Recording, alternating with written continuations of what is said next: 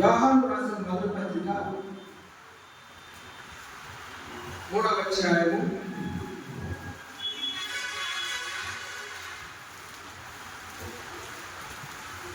21వ వచనం చదువుతున్నాం.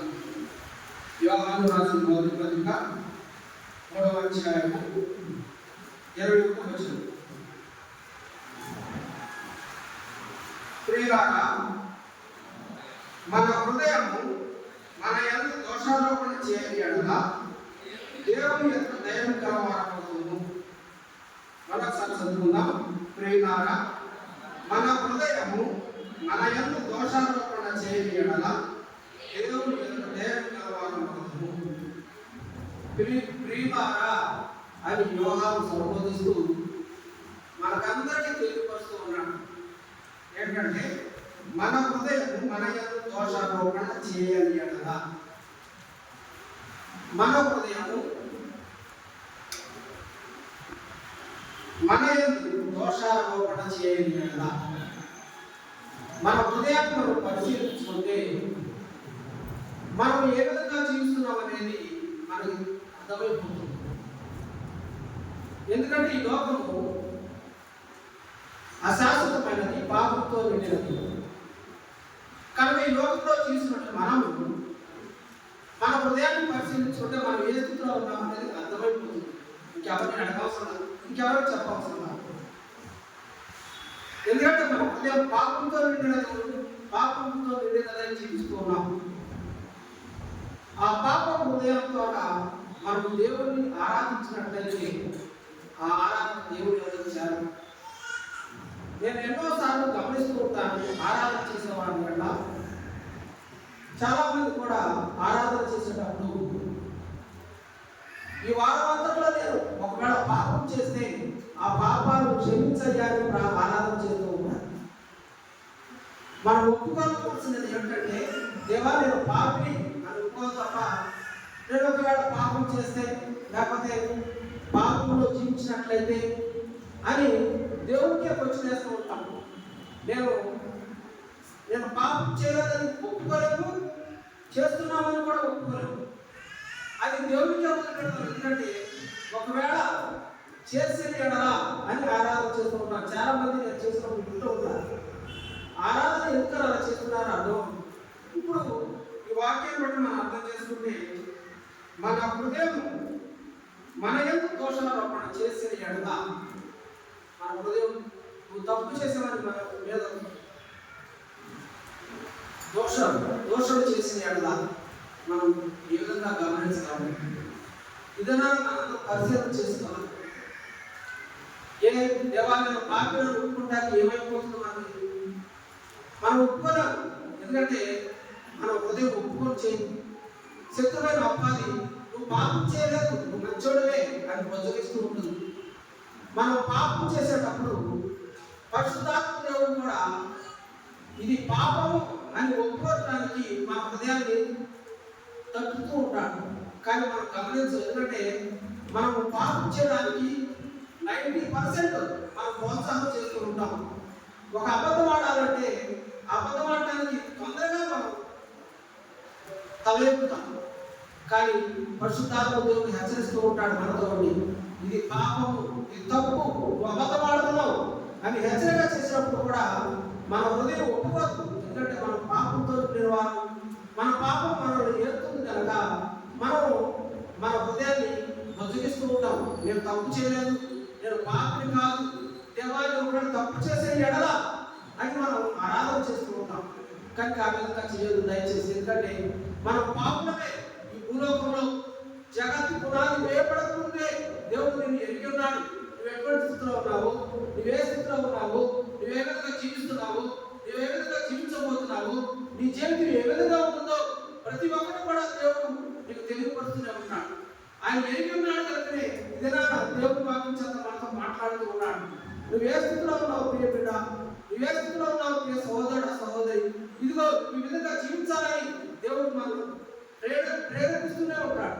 పరిశుద్ధాత్మ దేవుడు నిత్యము మనతో ఉండి మనం నడిపిస్తూనే ఉంటాడు. కానీ మనం గమనించాలి, మనం పాపం చేయడానికి ముందుగానే మనం ప్రేరేపణ కలిగిన వారిని జీవిస్తూ ఉంటాము. ఉదయకాలంలో మరి నాకు ఏదో విజయవాడ నుంచి బ్రదర్ ఫోన్ చేశారు. బ్రదర్ నేను ఈరోజు రావట్లేదు, మా బంధువులు కానీ చనిపోయారు, వెంటనే ఏమంటాను నాకు డ్యూటీ ఉంది, నేను రాలేదు. అబద్ధపడేసాను. ఎందుకంటే నేను ఇక్కడ మందిరానికి వెళ్ళాలని ఆలోచిస్తూ ఉన్నాను. కానీ ఆయన నాకు ఫోన్ చేసి కానీ నేను డ్యూటీ ఉందని నేను రాలేదు అని చెప్పాను. దేవా అంటే క్షమాపణ దేవా నన్ను క్షమించి ఈ చిన్న విషయాలు కూడా నేను ఎంత పాపం చేసి ఉన్నాను, నన్ను క్షమించాలని నేను దేవుడిని ప్రార్థించుకున్నాను. ఇదేనా మనం మన హృదయాన్ని పరిశీలన చేసుకుంటే మనం ఘోర పాపంగా జీవిస్తున్నాం. అయినా మనం ఒప్పుకోవట్లేదు. దేవుని మందిరంలో చేరి ఆరాధిస్తున్నప్పుడు దేవా ఈ వారం దినాల్లో నేను పాపం చేస్తున్నానేమో అని మనం ఆరాధన చేస్తూ ఉంటాం. కానీ అది తప్పుడు ఆరాధన అండి, అది మంచిది కాదు అటువంటి ఆరాధన. దేవా నేను పాపిని అని ఒప్పుకుంటే చాలు. కనుక ప్రియ సహోదరి సహోదరు చూద్దాం వాక్యాన్ని బట్టి. ఎందుకంటే దేవుని పరిశుద్ధ గ్రంథంలో ఎంతో పౌలు యోగం అటువంటి వారు కూడా వారు పాపం నేను పాపిని అని ఒప్పుకున్నారు. కానీ ఇదేనా నువ్వు నేను కూడా వారికంటే మనం ఎందుకు పనికిరాని వారిలో మనం జీవిస్తున్నప్పటికీ మనం ఒప్పుకున్నటువంటి మనం జీవిస్తున్నామని దేవుని వారికి హెచ్చరిస్తుంది. చూద్దాం పరిశుద్ధ గ్రంథం నుండి అపోస్తలుడైన పౌలు కొరింథీయులకు రాసిన మొదటి పత్రిక 4వ అధ్యాయము 4వ వచనం. నా యందు నాకు ఏ దోషమును కానరాదు, అయినను ఇందువల్ల నీతిమంతుడనగా ఎంచబడను, నన్ను విమర్శించువాడు ప్రభువే. చూడండి, పౌలు ఒప్పుకున్నాడు నా యందు నాకు ఏ దోషమును కానరాదు అని. అయినను ఇందువల్ల నీతిమంతుడిగా ఎంచబడను, నన్ను విమర్శించువాడు ప్రభువే. కనుక ఇదనా మనం పౌలు కంటే గొప్పవారు కాదు. అయినా పౌలు ఒప్పుకుంటున్నాడు నేను ఎందుకు పనికిరాని వాడిని, నేను పాపినని పౌలు ఒప్పుకుంటున్నాడు. ఇదేనా మనం కూడా దేవాలయం పాపినని మనం ఒప్పుకొని ఆయన ఆరాధించినట్లయితే దేవుడు నీ ఆరాధన స్వీకరిస్తాడు. నీ ఆరాధన బట్టి దేవుడు కూడా నీకు ప్రేమిస్తాడు. ఆ తర్వాత నీకు రావాల్సిన ఆశీర్వాదాన్ని దయచేస్తూ ఉంటాడు. చూద్దాం పరిశుద్ధ గ్రంథం నుండి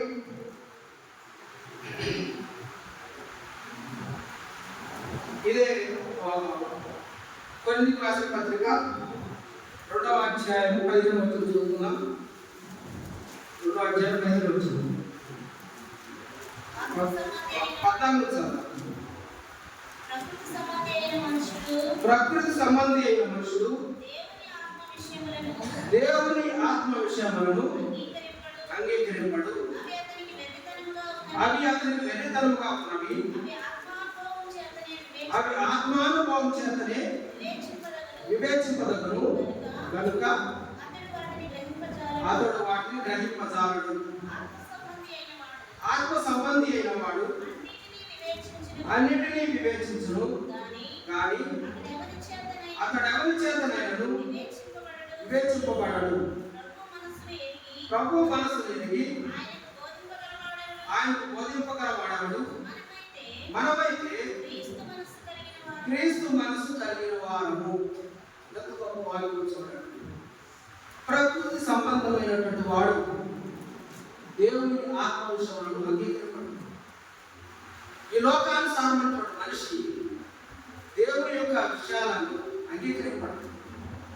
ఆయన చేసిన సూచక్రియలను మహత్కార్యాలను అద్భుత కార్యాలను అంగీకరింపడు. ఎందుకంటే వాడు ఎటువంటి వాడు ప్రకృతి సంబంధమైనటువంటి వాడు. ఈ లోకానికి సంబంధించినటువంటి వాడు దేవుని క్రియలను అంగీకరింపడు. కానీ నువ్వు నేను ఎటువంటి వారు అంటే క్రీస్తు మనసును కలిగిన వారు. ఈ 16 వచనంలో మనము క్రీస్తు మనసును కలిగిన వారు అంటే ప్రియ సహోదరి సహోదరుడు, నువ్వు క్రీస్తును మహిమను కలిగిన వాడు అంటే యేసుక్రీస్తు ప్రభువారు ఈ భూలోకానికి వచ్చి మన నిమిత్తం ఆయన ఈ లోకంలో 33.5 సంవత్సరాలు జీవించి మన నిమిత్తమైన శిలువలో రక్తం కార్చి చనిపోయి పాతి కట్టబడి మూడో దినానికి సజీవుడుగా పరలోకానికి ఎక్కినాడని, మళ్ళా ఆయన తిరిగి రాలేనాడని, ఆయన రాకడ సమయంలో నువ్వు నేను మరి అందబడే స్థితిలో ఉన్నామని మనం గ్రహించిన వారు కనుక మనం ఎవరంటే క్రీస్తు మనసు కలిగిన వారు. ఈ క్రీస్తు మనసును కలిగిన వారు మనం ఎప్పుడైనా దేవుని మందిరంలో ఆరాధించేటప్పుడు దేవా నేను పాపిని అని ఒప్పుకున్నట్లయితే నువ్వు క్రీస్తు బిడ్డగా జీవించే పరిస్థితిలో ఉన్నావు. క్రీస్తు మనసును కలిగిన వారుగా ఉన్నావు కనుక లోకానుసారమైన జీవితం, ప్రకృతిమైన జీవితం జీవించే వారైతే ఈ విధంగా ఒప్పుకోరు. వారు ఒప్పుకోరు కనుక వారు ఎటువంటి వారంటే దేవుని ఆత్మను వారు అంగీకరింపలేనటువంటి వారు కనుక నువ్వు నేను కూడా దేవుని మనస్సును ఎరిగిన వారు కనుక, దేవుని మనసును కలిగిన వారు కనుక మనం దేవుని సన్నిధిలో ఆయన ఆరాధించినప్పుడు నేను పాపులను ఒప్పుకొని మనం ఎప్పుడైతే ఆరాధిస్తామో అప్పుడు నా యొక్క పాపము దేవుడు క్షమించేవాడుగా ఉన్నాడు. ఒకవేళ నేను తప్పు చేశాను అని ఒకవేళ నువ్వు ఆరాధన చేసినట్లయితే ఆ ఆరాధన దేవుడు అంగీకరించాడు. ఒప్పుకోవాలి, పరిశుద్ధంగా మనం ఒప్పుకోవాలి, నీతిమంతురాలుగా మనం ఒప్పుకోవాలి. ఎందుకంటే ఈ లోకము పాపంతో నిన్నది, పాపం మనల్ని ఏలుతుంది. మనం పాపంతో పుట్టాం, పాపంతోనే పెరుగుతున్నాం, పాపంతోనే జీవిస్తున్నాం. పాపం మనల్ని ఎన్నడూ విడవదు. మన నిత్యము మనం ఈ సమయంలో దేవుని మందిరంలో ఉండి మన ఆలోచనలు ఎక్కడ ఉంటాయి, మన క్రియలు ఎక్కడ ఉంటాయి. ఆలోచన ద్వారా, క్రియల ద్వారా, మాట్లాడటం ద్వారా, వినటం ద్వారా, శరీరం ద్వారా, నడుచుల ద్వారా, చూచుల ద్వారా మనం ఎన్నో పాపాలు చేస్తూ ఉంటాం. కనుక మనం నిత్యము పాపమే కనుక మనం దేవుని మందిరంలో ఆరాధించినప్పుడు దేవాన్ని పాపలని విశ్వాసంతో ఒప్పుకోవాలి. అప్పుడే పాపములు క్షమింపబడతాయి. పౌలు కూడా ఒప్పుకున్నాడు, నేను పాపినే. ప్రకృతి సంబంధంగా జీవించేటువంటి వాడు ఒప్పుకోడు, కానీ అవి ఆత్మానుభవం వివేచింపదగదు కనుక అతడు వాటిని గ్రహింపచాడు. ఆత్మ సంబంధమైన వాడు అన్నిటినీ వివేచించడు, కానీ అతడు ఎవరి చేతులైన వివేచింపబడడు. కనుక నువ్వు క్రీస్తు మనస్సును కలిగిన వాడుగా ఉన్నప్పుడు నువ్వు ఆత్మ సంబంధమైనటువంటి వాడుగా జీవించేటువంటి వాడుగా, నువ్వు ప్రతిదాన్ని వివేచించేవాడుగా, ఎవరితోనూ నువ్వు చెప్పించుకున్నటువంటి స్థితిలో నువ్వు జీవించేటువంటి వాడుగా జీవిస్తావని పౌలు హెచ్చరిక చేస్తూ ఉన్నాడు. కనుక దినాన నువ్వు నేను కూడా దేవుని మందిరంలో ఆరాధించేటప్పుడు దేవా నేను పాపినని ఒప్పుకోవాలి. ఒకవేళ అటు ఇటు కాకుండా నువ్వు ఆరాధించినట్లయితే ఆ ఆరాధన దేవుని సన్నిధిలో చేయాలి. చూద్దాం పరిశుద్ధ గ్రంథం నుండి, అదేవిధంగా పరిశుద్ధ గ్రంథం నుండి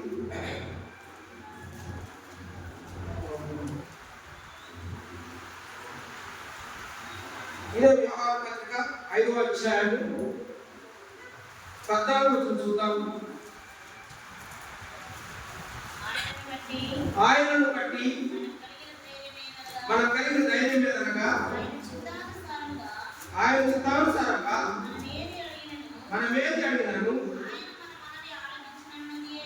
ఆయన మనవి ఆలోచించున్నది. మనము దేవుని ఆరాధించినప్పుడు ఆయన చిత్తానుసారంగా, అంటే దేవా నేను పాపినని నువ్వు విశ్వాసంతో ఒప్పుకున్నప్పుడు మనం ఏది అడిగినాను ఆయన మనవి అంగీకరించున్నది దేవుడు మనకి హెచ్చరిక చేస్తుంది. కనుక ఈ సహోదరుడు మనం దేవుని ఏ విధంగా ఆరాధిస్తున్నాము, దేవుని ఏ విధంగా మర్చిపోతున్నాము. కొంతమంది ఆరాధన చేయమంటే దేవా నాకు అది కావాలి, ఇది కావాలి, అది చేయండి అని అడుగుతూ ఉంటారు. ఆరాధన అంటే ప్రార్థన కాదండి, ఆరాధన అంటే దేవుని మహిమపరచడం. మన పాపాలను మనం ఒప్పుకొని దేవుని మహిమపరచడమే దేవుని ఆరాధించడం.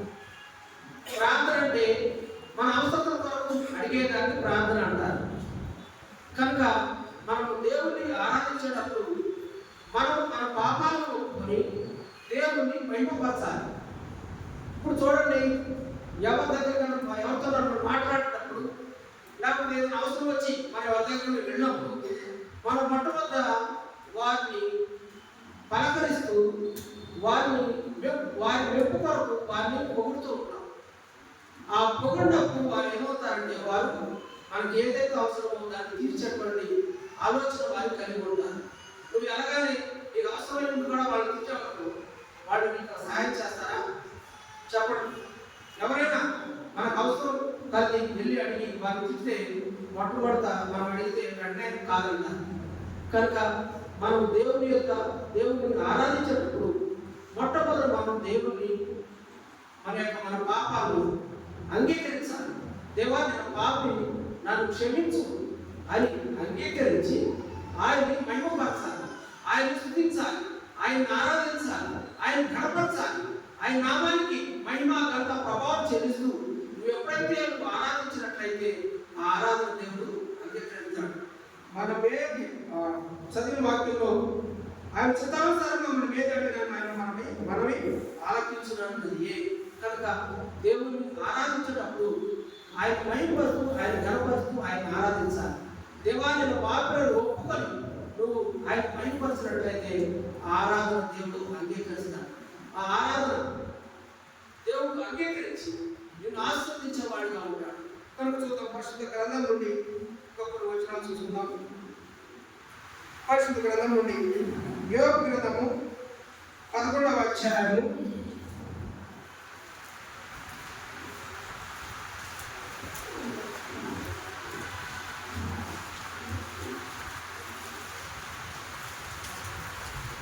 11వ అధ్యాయము 15వ వచనం.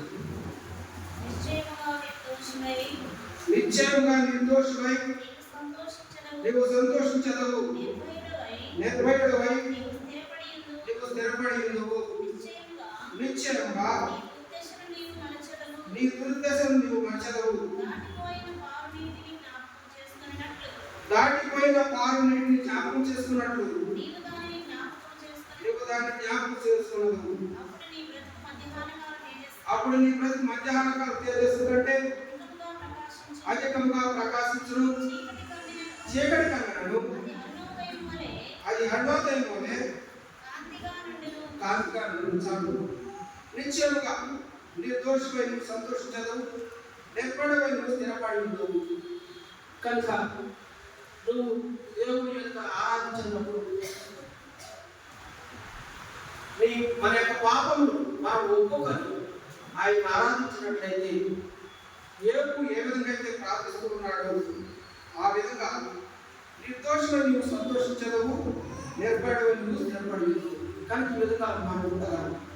కనుక దేవుడు వాటిని హెచ్చరించే విధంగా మనం జీవించినట్లయితే దేవుడు మన ఆరాధన అంగీకరించి మనకు ఆయన కృపను విస్తరింపజేసి ఆయన ఆశీర్వాదాన్ని చూస్తూ ఉంటాడు. కనుక ఈ దిన మనం విన్నటువంటి వాక్యాన్ని బట్టి చూసుకుంటే చూద్దాం. పరిశుద్ధ గ్రంథంలో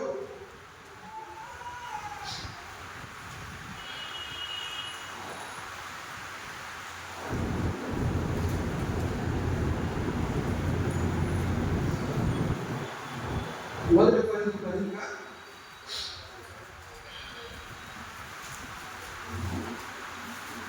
4వ అధ్యాయం 4వ వచనంలో మాట్లాడుతూ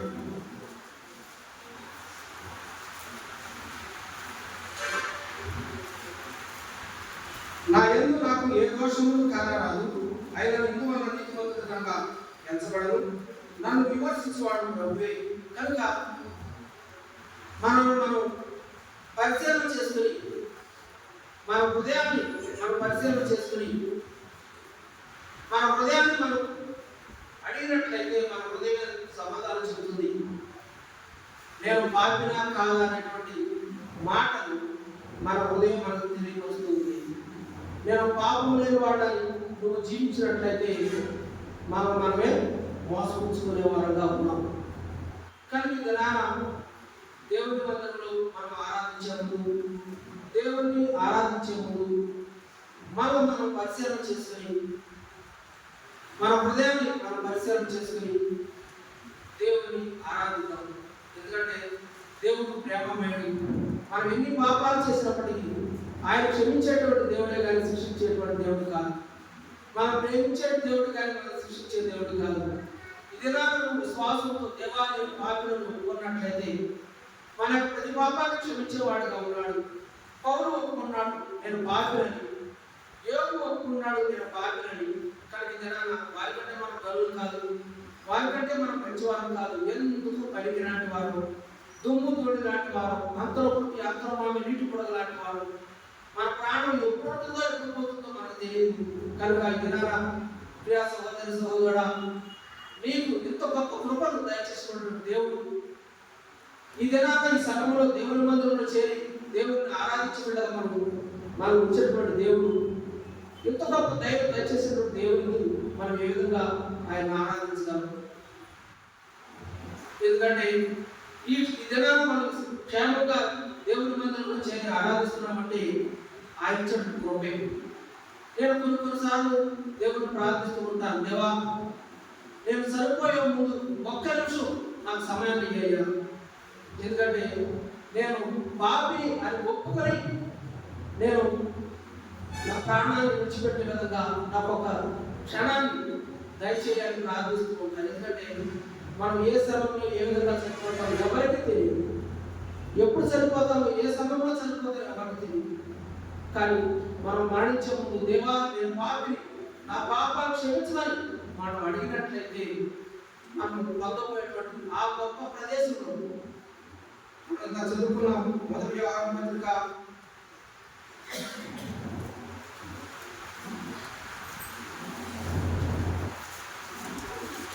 3వ అధ్యాయం 21వ వచనంలో చివరగా చదువుకున్నాం.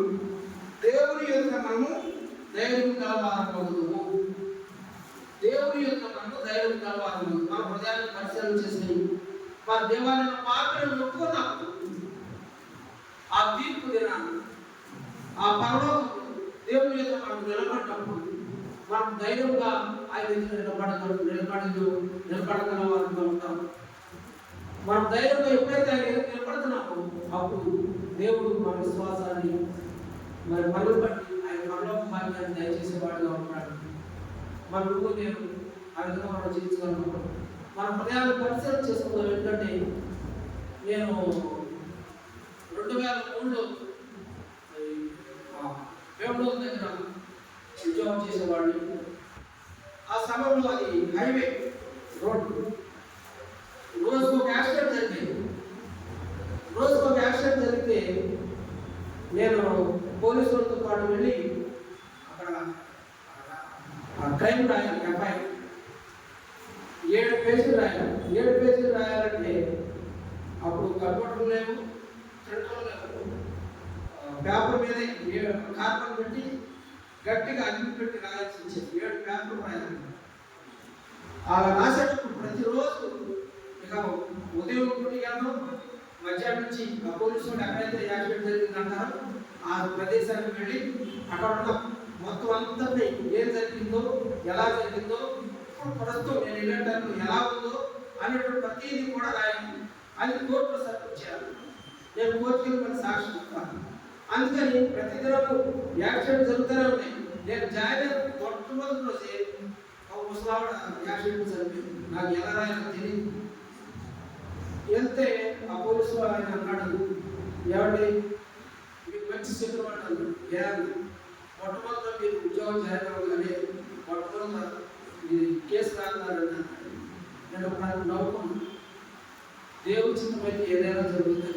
ఎందుకంటే మరి ఆ తర్వాత ఎన్నో యాక్సిడెంట్లు తెలియని టైంలో చనిపోతూ ఉన్నారు.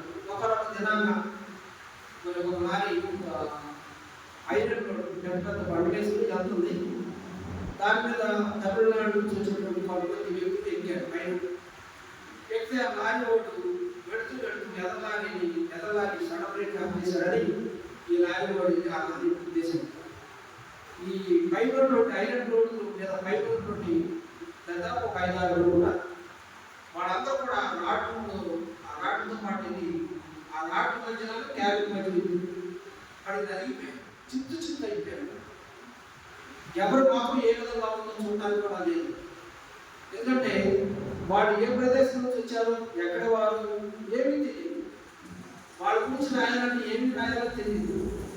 సరే మొత్తం పోలీసు వాడు ఏం చేస్తారంటే మొత్తం వాళ్ళని ఆ బాడీ చిన్న చిన్న టైప్ బాడీలో వచ్చి వాడు కంట్లో అడ్రస్ పోతే ఏమవుతుంటాయి అందరూ తమిళనాడు నుంచి వ్యాపారం వైజాగ్ వెళ్ళి వస్తున్నారు. వస్తుంటే అప్పుడు చాలా వ్యాధి వేసి ఎవరు ఎప్పుడు మరణిస్తారు, ఏ విధంగా మరణిస్తారు మనకి పెద్ద పెద్ద ఐరన్ రాడ్ మధ్యలో క్యాబిన్ మధ్యలో కలిగిపోయారు చిక్కి చిక్కి. నేను అప్పుడు పోలీసు వాళ్ళు వాళ్ళ బంధువులకి మద్రాసు ఫోన్ చేస్తే వాళ్ళు 2 రోజులు వచ్చారు. వస్తే ఏలూరు పెద్ద హాస్పిటల్ పోస్ట్ మార్టం జరిగింది. వాళ్ళు అక్కడ నుంచి మళ్ళీ ఇక్కడికి వచ్చి డెత్ సర్టిఫికేట్ హాస్పిటల్ సర్టిఫికేట్ తీసుకుంటే ఇబ్బంది. నేను ముందుగానే వాటిని రిపేర్ చేసి వాటి పేరు రాసి అవన్నీ వాళ్ళందరి నుంచి ఇవ్వడం బంధువులు కనుక ప్రియ సహోదరి ఎన్నో యాక్సిడెంట్ తెలియని టైంలో తెలియకనే మరణించిన పరిస్థితి. కనుక మనము దేవుని మందిరంలో నివసించినప్పుడు, దేవుని ఆరాధించేటప్పుడు, దేవాలయ ఆజ్ఞలను ఒప్పుకొని మనకు దేవుని ఆరాధించినట్లయితే దేవుడు ఈ ప్రార్థన అంగీకరించేవాడుగా ఉంటాడు. ఆయన అంగీకరించడమే కాకుండా నీకు దేవుని యొక్క ధైర్యంగా నిలబడే వారుగా చేస్తాడని దేవుని వాక్యం హెచ్చరిస్తూ ఉంది. కనుక ఇదేనా నువ్వు నేను కూడా మన హృదయాన్ని పరిశీలన చేసుకున్నాం. మన హృదయాన్ని అడిగితే చెబుతుంది నేను పాపినా కాదని. ఒకవేళ నేను పాపిని కాదు అన్నట్లయితే మీరు మీ హృదయాన్ని పరిశీలించుకునేవారు కాదు. అది మీ నోటి ద్వారా వచ్చిందే తప్ప మీ హృదయాన్ని పరిశీలన చేసుకోలేదు. మీ హృదయాన్ని ఎప్పుడైతే నువ్వు పరిశీలన చేసుకోగలవో, ఎప్పుడైతే నీ హృదయాన్ని నువ్వు పరిశీలించగలవో అప్పుడు నేను దేవాలయం పాపిని ఒప్పుకున్నాను. లేకపోతే నువ్వు ఒప్పుకోను. ఎందుకంటే మనం నటిస్తున్నాం ఈ లోకంలో. నేను పాపిని కాదు, నేను నీతిమంతుడిని, పరిశుద్ధుని అని మనం నటిస్తున్నాను తప్ప మనలో ఏ నీతి లేదు. ఇదన్నా నువ్వు గ్రహిస్తున్నావా? నేను పాపిని కాదని నీ హృదయాన్ని అడిగి నువ్వు పరిశుద్ధంగా జీవించగలవు. ఒకవేళ నేను పరిశుద్ధంగా జీవిస్తే నువ్వు అబద్ధవాడినట్టే కదా. కనుక దేవుడిని మనం ఆరాధించినప్పుడు, దేవాలయం పాపలను నువ్వు ఆరాధించినట్లయితే, దేవుడిని మహిమపరిచినట్లయితే, దేవుడిని ఆరాధించినట్లయితే దేవుడిని ప్రార్థన అందిస్తాడు. ఆ తర్వాత నువ్వు పొందబోయేటువంటి ఆ గొప్ప మహిమ ప్రదేశం, ఆ పరలోక భాగ్యము నువ్వు దేవుని యొక్క నిలబడి నీ తల ఎత్తుని నిలబడే వాడిగా ఉంటావు. కనుక ఇదేనా మనం ఏ విధంగా జీవిస్తున్నాం పరిశీలన చేసుకున్నామా? మన హృదయాన్ని పరిశీలన చేసుకున్నామా? దేవుని మీద మనం ఒప్పుకుందాం. దేవాలయం పాపం ఏం తప్పు కాదు. అందరూ పాపం నీతిమంతుడు ఒక్కడు లేడు. అందరూ పాపం చేసి దేవుడు అనుగ్రహించారు, పొందలేక కూర్చున్నారని దేవుని మనకి హెచ్చరిస్తూ ఉంది. కనుక ఈ లోకంలో పుట్టిన ప్రతి ఒక్కరు కూడా పాపే. కనుక నేను పాపను ఒప్పుకోవాలి. దేవా ఒకవేళ నేను పాపం చేసిన ఎడలా అని ఆరాధన చేస్తూ ఆ విధంగా చేయదండి. ఇంకెన్నడూ ఆ విధంగా చేయదు. ఒప్పుకుందాం. ఏమైంది? మన పాపాలను ఒప్పుకుంటే మనం నీతిమంతులుగా ఉండగలం. ఆయన పరలోకంలో ఆయన ఎదురు మనం తల ఎత్తుని జీవించేవారుగా ఉంటాం కదా. మనం ఒప్పుకుందాం. మనం నిజాయితీగా విశ్వాసంతో ఒప్పుకుందాం. దేవుని మనం పొందుదాం. అప్పుడు ఆ పరలోకంలో దేవుని యొక్క మనం తల ఎత్తుకుని నిలబడే వారిగా మనం జీవించగలమని దేవుని హెచ్చరిక చేస్తున్నాడు. ఈ విధంగా మన హృదయాన్ని పరిశీలన చేసుకుని ఆయన ఆరాధిద్దాం. దేవుని వాక్యాన్ని మన హృదయం పరిపరచుగా. ఆమేన్.